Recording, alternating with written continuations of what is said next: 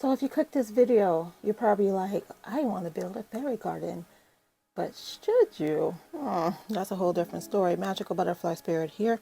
As I talk about should you or shouldn't you build a fairy garden, I'm going to go ahead and test out my new candle. This is a prototype that I'm working on.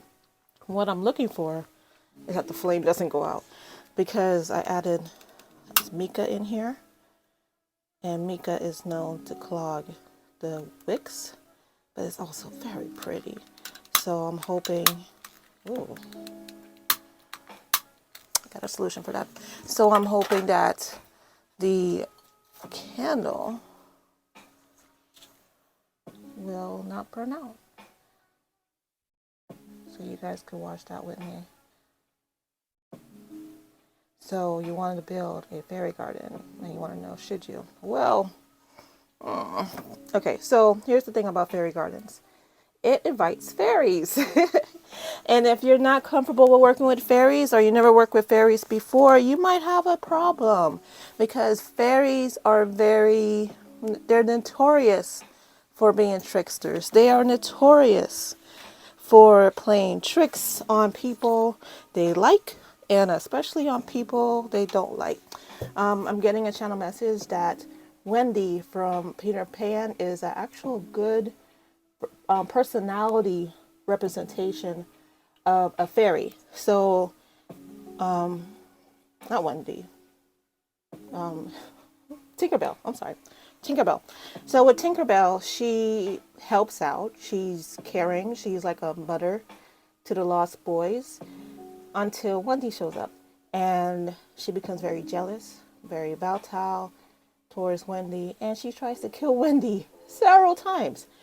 And that was a children's book. So yeah, so fairies are very attention hungry. Fairies enjoy being the center of attention, which is why starting a fairy garden is great if you have every attention to pay homage to the fairies that you invite into your life. And yes, you are inviting them into your life, into your home, not just your gardens, because what happens when you mess with fairies, they mess back. And if you are not giving them the proper offering, they will let you know. All right, so we're going to do a fairy tarot reading. Just basically what's going to come out. My recommendation, overall recommendation, if you have no intentions of actually honoring the fairies that you invite into your home, I would suggest you do not start a fairy garden. I know how tempting it is. I have seen all of the cool fairy garden supplies at Dollar Tree and other places like Temu online, as well as even AliExpress. I mean, Walmart is all over the place. Partly because it's spring, partly because it's very popular at this time. So I understand the temptation.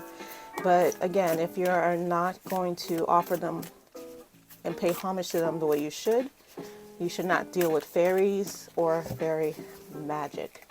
An offering needs to be had. I have fairy wish candles, self-plug, but part of the main, let's say 90% of the reason why it works so well is, one, this was a channel effort with a fairy that is kind of like a guardian for my collective, as well as for my spiritual talents. Her name is Glenda, Queen Glenda of the Southeast. She likes me to make sure everybody knows that. She's the good Queen Fairy of the Southeast. This candle, when you light it, is an offering to Glenda, you know? So that's part of the reason why it works so well. So when you make a wish and you're lighting a candle, you have the trinkets, because fairy loves trinkets. And wearing these trinkets afterwards is also very great for holding the wish that you're planning to set for yourself. So things like that. If you are gonna do a fairy garden, have trinkets in mind. Have bowls of cute little jewelries and trinkets and stones and charms in mind for them. They also like milk and honey. All right, so that was a channel message for you. All right, so I have Earth Goddess, which is very fitting since we're talking about fairies. Oh, guys, the candle, so far so good. Cross fingers. All right, we have infinite blessings. That was the card that says expansion, but I didn't want to come out, so I'm not taking it. Intuition.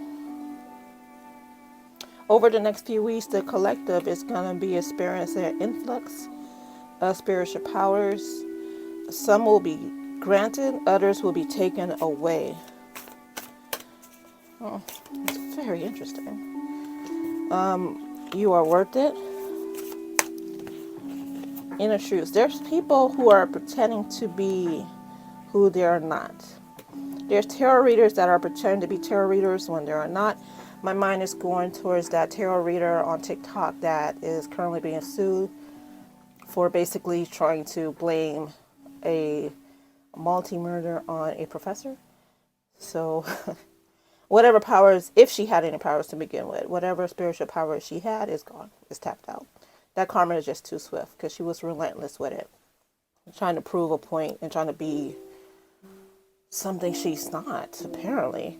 But also, for alleged purposes only, blah, blah, blah. But also, there's people online on TikTok, YouTube, who claim to be tarot readers, psychics, mediums, can speak to your animals, and they're not. Either they have a little bit, and they extort it, or they don't have any at all. In this timeline, I'm hearing now through June, mid-June, they're showing me the half moon in June. I'm trying to remember what the full moon is in June, but I can't think of it off the top of my head. But the half moon in June is going to be a time period from now to then where those people's powers are going to be zapped away and given to people who are deserving. There's going to be a new awakening. So a new set of collectives are going to be awakening the spiritual powers, fueled by the powers that was taken away from the tricksters who were going around pretending to be who they're not.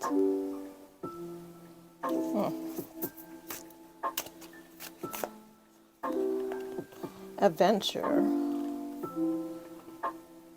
Your dreams, collective, is very revealing. You travel. If some of you might travel in your dreams to other locations, and they might seem like it's on Earth, but it's not. Like it might seem like you try to figure out. Everything seems like it's Earth-based, but there's something always a little different, right? Like maybe you're dreaming about your partner, but your partner doesn't look like your partner, but at the same time you know it's your partner. That could be a dream where you are experiencing a past life experience where your partner was in a past life and you're having that dream. I'm sorry about that. I had to edit out the commercial that suddenly popped up, which is interesting because I knew I wasn't supposed to talk about the dream state, and I went for it. And then as soon as I started talking about it, the commercial came in, which is going to force me to edit it out. So, yes, because I have music playing in the background, copyright-free music, and my spiritual collective do not play. They were like, you were not supposed to talk about that, so now you have to edit it out. All right, so more fairy knowledge. And that's what I mean. Fairies, they knew I wasn't supposed to talk about it, but they were like, go ahead. And my spirit collective was like, no. We have Gaia. So we have Gaia and Mother Earth showing up. Earth goddess. This is a great time. I talked about when things align. I talked about this in a channel message I posted on my YouTube channel about this is a great time period for online businesses and by extension content creators with businesses online to plant their seeds, because it's going to multiply and triplify in a way that it hasn't before, or possibly even in the future. I'm getting, because it's just the soul for growth and creativity plus practicality is very strong. So the two are mixing in together.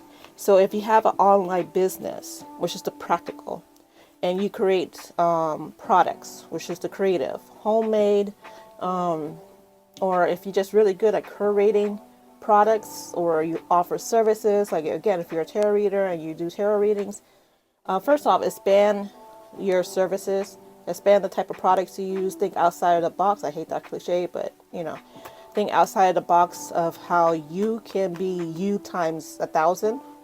So if you're a tarot reader, how can you amplify that by 1,000? If you're if you make homemade products, how can you homemade those products 1,000 times faster? I mean, better. Like for instance, if you you make stickers using a circuit printer, what else can you do? And then what else can you do? Oh yeah, don't stop. What else can you do? So that's the energy going on right now. So plan and then quickly implement. Don't just sit on it, because the collective is picking up on the same energy as well. And have you ever felt like someone stole your idea, even though there's no way they could have known your idea, because they're like across the pond? You live in LA, they live in London. You have no friends, you don't eat, you haven't even told anybody about your idea, but for some reason somebody in London has come up with a product very, very similar that you thought you created. It's because it's out there in like the collective cloud, and people are pulling on these clouds, these ideas. And if you don't act quickly, the universe is going to give the idea to somebody else who will act quickly. And that's this time period. So act fast, be smart, be strategic, keep things to yourself until you're ready to launch or you're close to it. It makes the marketing hard for that, but at the same time, there's this energy of don't talk about it, be about it. So yes, you want to talk about your store that's going to be opening up. Already set your store up before you talk about it. Like create the account and go through all the steps, and then talk about it publicly to generate, versus saying, I think I'm going to start a store. What do you guys think? Because you don't want that negative energy clouding and stopping your progress. So go through the steps first, talk about it. Go through the steps second, talk about it. Perfect example. I didn't talk about this candle before I made it. I made it. And I'm testing it now in front of you guys. But I didn't talk about it prior to this particular candle. Same thing with the fairy witch spell candles. I didn't talk about it prior to. I did it. And then as I was working on it, I talked about it, but the idea was already in the 3D, So that is the overall fairy collective for you. Again, reiterating, if you're going to start a fairy garden, be careful. Be careful. Make sure you do your offerings. I'll say once a month. Go with the moon cycles, whichever moon cycles you are attuned to, full moon, half moon, waning moon, waxing moon. That could be a way for you to remember. So like every full moon, because everybody usually talk about, oh, it's the full moon in Leo coming up, or it's the full moon in Virgo. And then you could be like, oh, that's right, let me do an offering. So that's a one way for you to remember. Maybe you want to do it every week, and offerings could be lighting a candle. It could be leaving trinkets by the doors. It could be having a bowl of salt with flowers in it, like kind of like a bath salt combination, but it's for them to cleanse their aura. I just channeled that. So think of little things you could do, and do that either near your fairy garden or within the proximity of it, because once you start inviting fairies into your life, if you do not honor them, respect them, and enjoy the little tricks that they sometimes pull, their energy could get very nefarious. All right. So this is Magical Butterfly Spirit. If you haven't already subscribed, please do so. Remember to hit like and the notification bell. And until next time, bye-bye.